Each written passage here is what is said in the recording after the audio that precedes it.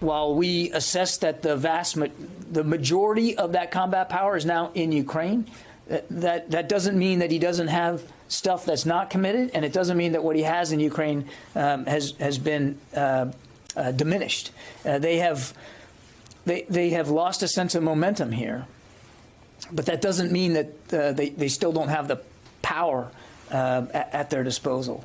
That is Pentagon Press Secretary John Kirby yesterday talking about the 40-mile-long Russian military convoy that we've been discussing this morning has been stalled now for several days outside Kyiv. Joining us now, Chairman of the House Armed Services Committee, Democratic Congressman Adam Smith of Washington State. Mr. Chairman, it's great to have you with us this morning.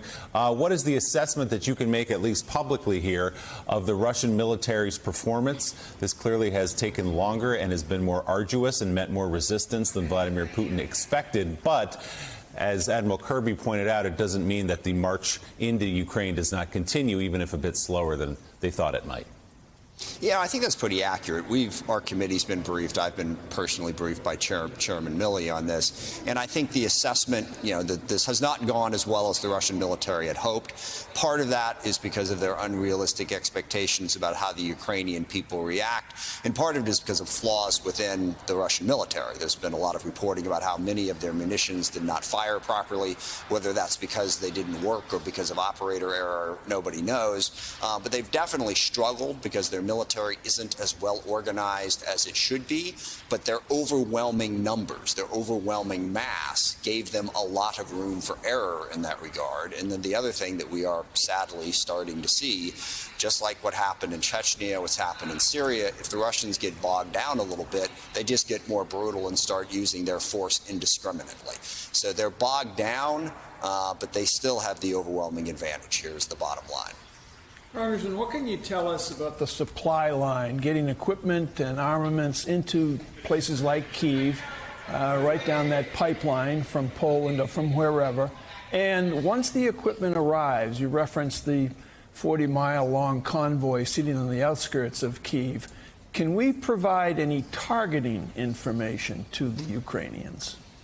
Yeah, there's a whole bunch contained in that question. And we on the committee have drilled down a lot on the specifics of the supply line. We can't get into that for obvious reasons. But, I mean, the thing we need to accomplish right now is while that Russian convoy is bogged down, this is a crucial moment to get supplies into the Ukrainians, particularly in Kyiv, to get, humanitarian food, water, the supplies necessary to just basically survive, and weapons, stingers and javelins and anti-tank munitions.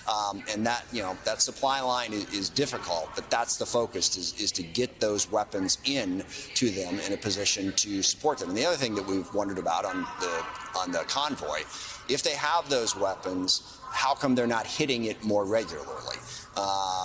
So we want to try to get those weapons in. And the last question on the intel, it's a difficult line, and this is the line we're trying to walk. And Chairman Milley has said it best.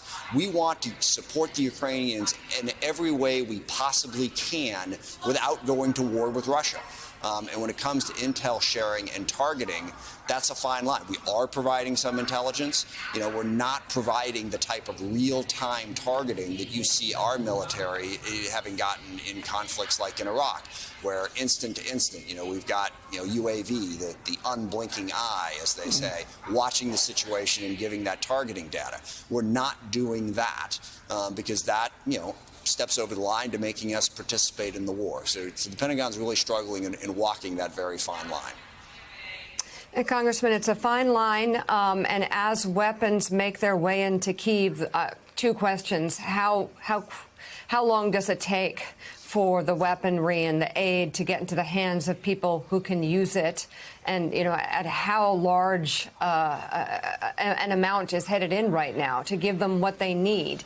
But then the second question is, what if Ukrainians are successful? What stops Putin? What stops a world war? Well, and that's what makes the situation so complex. And then the first question, we've drilled down on the committee to try to get those specifics. How many javelins are going in? How many stingers are going in? How quickly does it get there? How many points are? First of all, we can't share a lot of that data because it's highly classified. We don't want that supply line to be disrupted. We don't want the Russians to know any more about how that's working than possible. And second of all, it's really complicated. But yeah, I mean, it's a very frustrating situation when you see that convoy line there and you know the firepower that the U.S. and NATO has, and the ability that we would have to simply destroy that. But the larger war is something to really worry about. And what's the off-ramp? And I will tell you, I've asked that question of a lot of leaders, and at the end of the day, the answer comes down to this simple thing. Right now, there is no off-ramp. We're trying to blunt Putin's invasion, but then what? What does he do? Nobody can really picture Putin just giving up. So we really have to work on that diplomatic option for how we bring this to a conclusion. All right, Chairman of the House Armed Services Committee, Congressman Adam Smith, thank you very much. Hey, thanks so much for watching our YouTube channel. You can follow up on today's top stories and breaking news or catch up on your favorite MSNBC shows all in one place. Download the NBC News app today.